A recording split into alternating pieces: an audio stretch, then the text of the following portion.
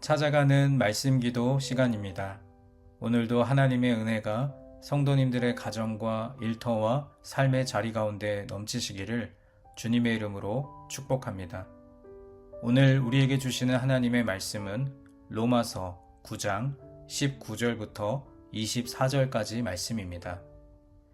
혹 네가 내게 말하기를 그러면 하나님이 어찌하여 허물하시느냐 누가 그 뜻을 대적하느냐 하리니 이 사람아 네가 누구이기에 감히 하나님께 반문하느냐 지음을 받은 물건이 지은 자에게 어찌 나를 이같이 만들었느냐 말하겠느냐 토기장이가 진흙 한 덩이로 하나는 귀히 쓸 그릇을 하나는 천히 쓸 그릇을 만들 권한이 없느냐 만일 하나님이 그의 진노를 보이시고 그의 능력을 알게 하고자 하사 멸하기로 준비된 진노의 그릇을 오래 참으심으로 관용하시고 또한 영광 받기로 예비하신 바 긍휼의 그릇에 대하여 그 영광의 풍성함을 알게 하고자 하셨을지라도 무슨 말을 하리요.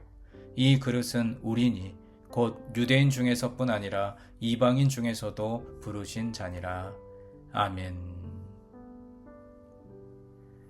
오늘 본문에서 바울은 하나님의 창조 원리를 토기장이에 대한 비유로 설명하고 있습니다. 구약의 예레미야 선지자부터 신약의 바울까지 하나님을 토기장이로 비유하는 것은 성경에 일관된 흐름입니다.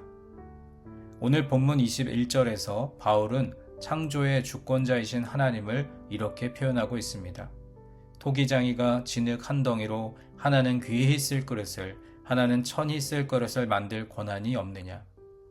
토기장이가 어떤 그릇은 귀하게 쓸 그릇으로 만들고 또 어떤 그릇은 천하게 쓸 그릇으로 만듭니다. 이것은 토기장이의 고유한 권한입니다.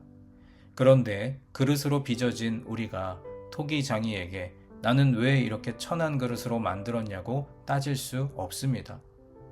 가정 살림살이 중에서도 어떤 그릇은 귀한 손님을 대접하기 위해서 고이 모셔두는 것이 있고 또 어떤 그릇은 매일 가족들이 일상적으로 사용하기 위해서 내놓는 그릇이 있습니다. 그런데 그릇 입장에서 토기장이에게 따져 묻는 것은 아무 의미가 없습니다. 주권자의 능력과 권한에 속하는 일이기 때문입니다. 오늘 본문 20절 말씀입니다. 이 사람아 네가 누구이기에 감히 하나님께 반문하느냐 지음을 받은 물건이 지은 자에게 어찌 나를 이같이 만들었느냐 말하겠느냐. 우리는 하나님께 이렇게 불만을 토로했던 적은 없으신가요? 하나님 왜 나를 이렇게 만드셨습니까? 하나님 나를 왜 이런 모양으로 만드셨나요? 능력이 탁월하게 창조하셨다면 하나님께 더 큰 영광을 올려드릴 수 있었을 텐데 저는 왜 이렇게 만드셨습니까? 라며 하나님을 원망했던 적은 없으신가요? 우리가 만약 하나님께 이런 식으로 원망했다면 우리는 귀한 그릇 또는 천한 그릇의 관점으로만 사람을 바라보고 있었다는 증거입니다.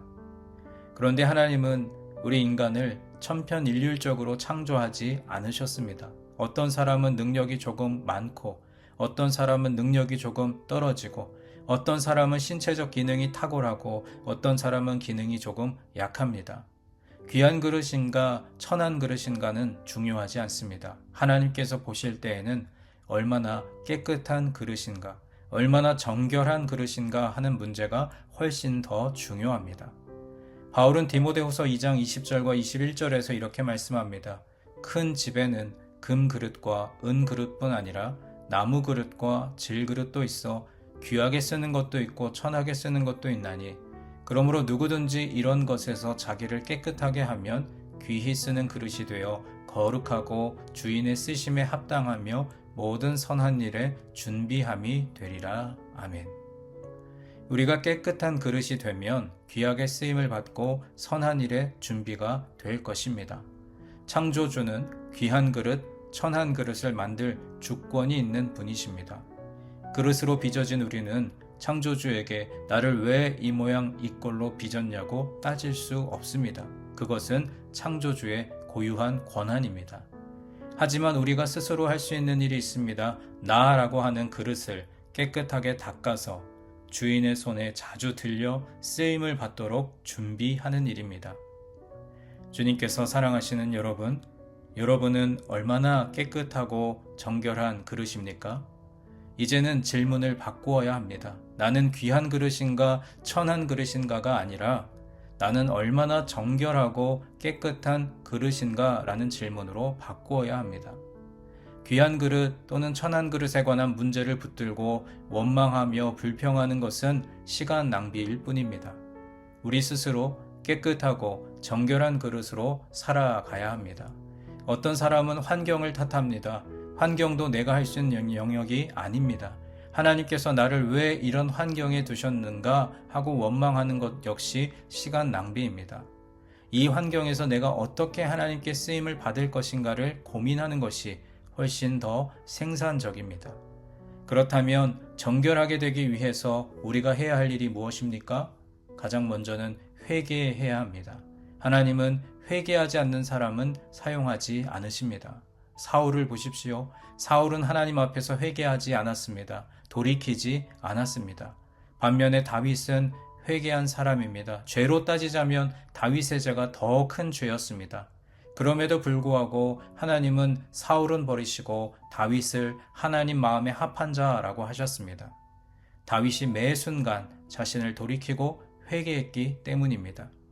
주인 되시는 하나님은 회개하는 그릇을 사용하십니다. 회개한 이후 말씀으로 자신의 영혼을 깨끗하게 만들어야 합니다. 말씀과 기도 그리고 회개, 이 세 가지는 우리 자신을 정결하고 깨끗하게 닦는 세제와도 같습니다. 여러분 오늘도 기도의 자리로 나아가시기 바랍니다. 또 여러분을 정결하게 하기 위해 말씀대로 살아가시기를 위해 노력하시기 바랍니다. 그래야 정결해집니다. 매일 자신을 돌아보고 영혼을 깨끗하게 하는 회개의 자리로 나아가시기 바랍니다. 그리하여 주님께서 귀하게 사용하시는 인생 되시기를 주님의 이름으로 축원합니다. 이제 오늘 주신 말씀을 붙들고 기도하겠습니다. 사랑의 하나님, 창조주 하나님의 주권을 인정하고 귀한 그릇, 천한 그릇에 매이지 않고 깨끗하고 정결한 그릇이 되도록 매일 회개하며 말씀 앞에 살아가는 인생이 되게 하옵소서. 우리 각자에게 주신 말씀을 붙들고 함께 기도하겠습니다.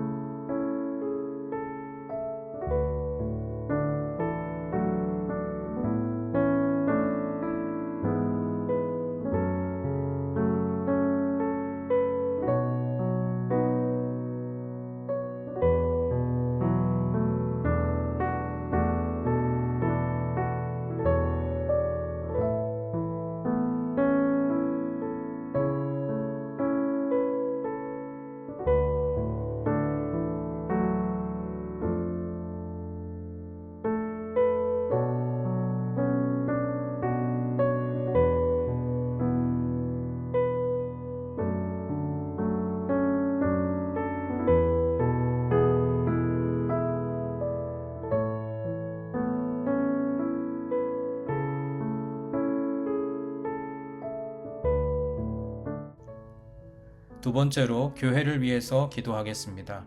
오늘은 특별히 교회의 미래인 차세대부를 위해서 함께 기도하겠습니다. 유치부부터 KM 청년부에 이르기까지 우리 교회의 다음 세대가 하나님의 말씀과 기도로 양육되어 하나님의 꿈을 이루어가는 자녀들이 되게 하옵소서. 우리 교회의 미래인 차세대부를 위해서 함께 기도하겠습니다.